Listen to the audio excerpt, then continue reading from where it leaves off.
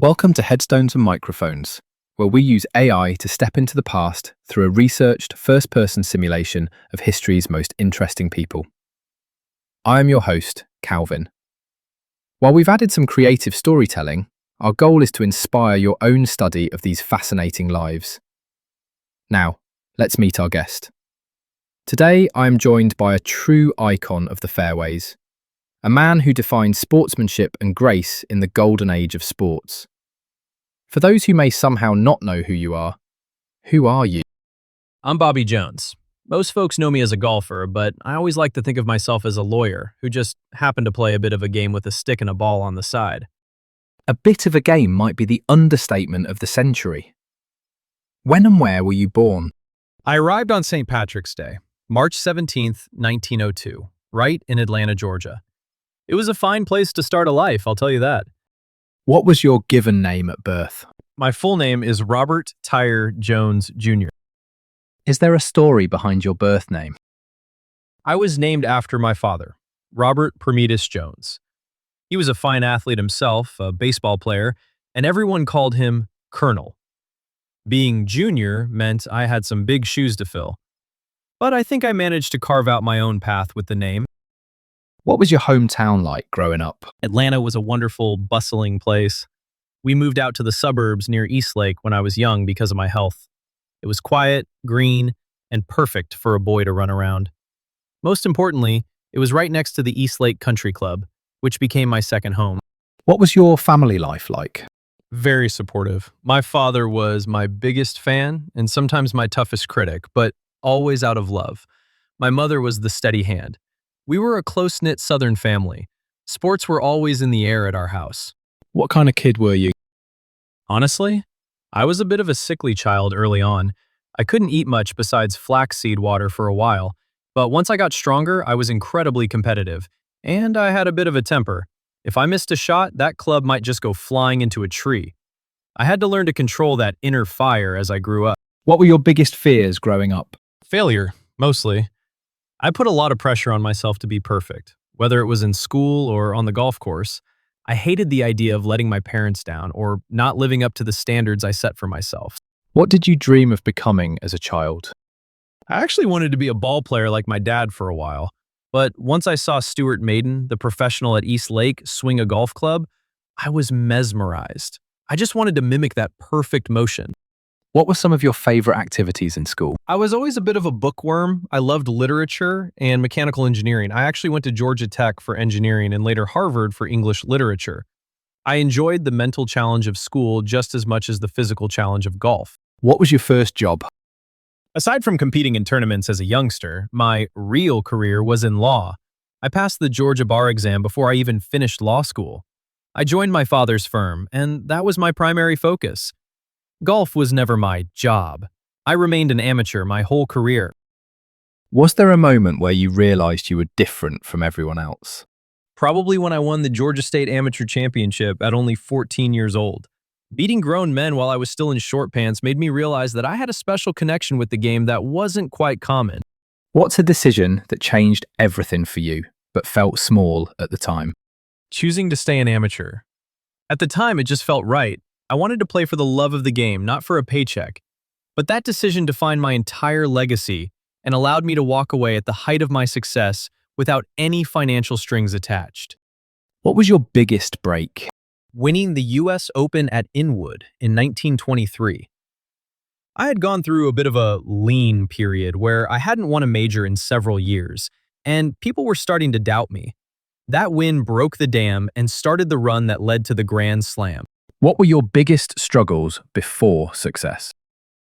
Controlling my emotions. I used to get so angry at myself that it hindered my play. I had to learn that golf is played mostly between the ears. Once I mastered my temperament, the trophies started coming. Did you ever consider quitting? Many times. The pressure of major championships was immense. It would physically make me ill. I'd lose weight during tournament weeks because I couldn't keep food down. There were moments I thought the toll on my health just wasn't worth it. Were there any specific daily habits or routines that you feel are essential to your success? Practice, but with a purpose.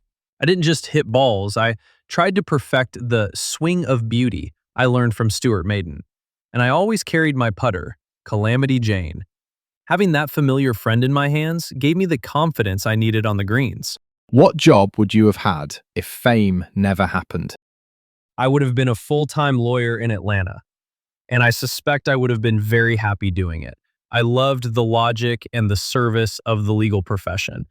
What was your life like before fame? It was centered around school and the golf course. I was just a kid from Georgia who liked to play outside and read books. It was a much quieter existence. How did relationships change after success? Most of my friends stayed the same. I married my childhood sweetheart, Mary Rice Malone, and she kept me grounded. Success brought a lot of admirers, but I tried to keep my inner circle small and loyal. Did fame bring happiness?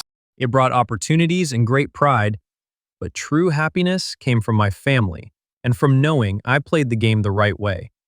The fame itself could be quite exhausting. What was the downside of becoming famous?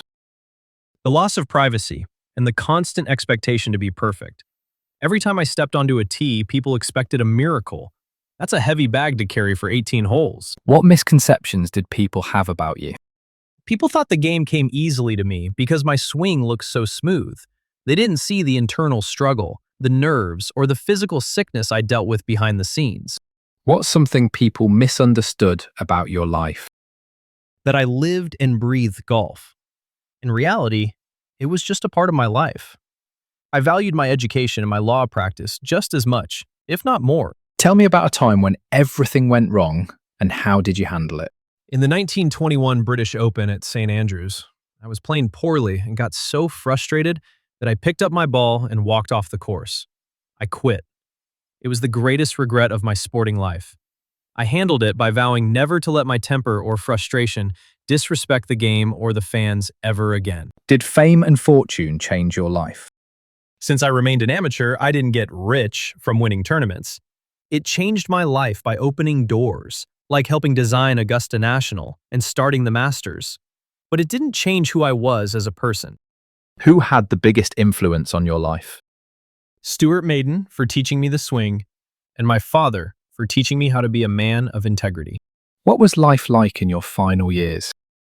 I spent a lot of time focusing on the Masters and Augusta National. Even when my health began to decline and I couldn't play anymore, being around the game and the friends I made through it kept my spirits very high. What were you working on in your career before you passed away? I was always looking for ways to improve the Masters and ensure it remained the finest tournament in the world. I also spent a lot of time on my writing and legal work. When and where and how did you pass away? December 18th, 1971 in Atlanta, Georgia. I died of cardiovascular disease at 69 years old. What's a random fact about you most people have never heard? I helped design the first set of match steel-shafted clubs. Before that, everyone used hickory, but I worked with Spalding to create a more consistent set for the average golfer. What's the craziest rumor ever told about you? There was once a rumor that I was going to turn professional for $1 million. It was a staggering amount back then, but I never entertained it for a second. What was your most unique habit? I used to take a bath in almost boiling hot water before a round to relax my muscles. It would turn my skin bright red, but it helped settle my nerves. What was your favorite food? A good Southern breakfast. Grits, eggs, and maybe some country ham. You can't beat it. What was your favorite book? I was a great admirer of the classics. Anything by Papini or the poetry of the English greats. I found a lot of peace in reading. Did you have any known rivalries? Walter Hagen was my greatest rival. He was the flamboyant pro and I was the quiet amateur. We were complete opposites, but we had immense respect for one another. Tell us a story nobody talks about. Once, during a tournament, my ball moved slightly as I addressed it. No one saw it but me. I called a penalty on myself. When people praised me for it, I told them, "You might as well praise a man for not robbing a bank." To me, that wasn't being a hero. It was just how the game is played. What's your funniest behind-the-scenes moment? Probably the time I was trying to film some golf instructional shorts in Hollywood and I kept hitting the cameras because I was aiming too accurately. The directors weren't too happy about the equipment costs. What was the most outlandish purchase you made? I wasn't much for, quote, outlandish things, but I did love a finely tailored suit.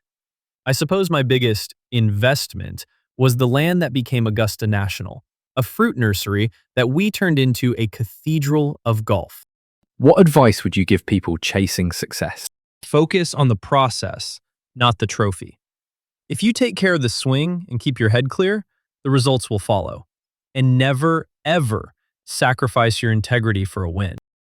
Bobby, this has been incredible. Do you have any closing remarks about the interview or the stories you shared that you would like to share with the listeners before signing off? Just that golf, like life, is a game of misses. It's not about being perfect. It's about how you handle the mistakes and keep moving forward with a smile. Thank you so much for having me, Calvin. It's been a real treat to reminisce.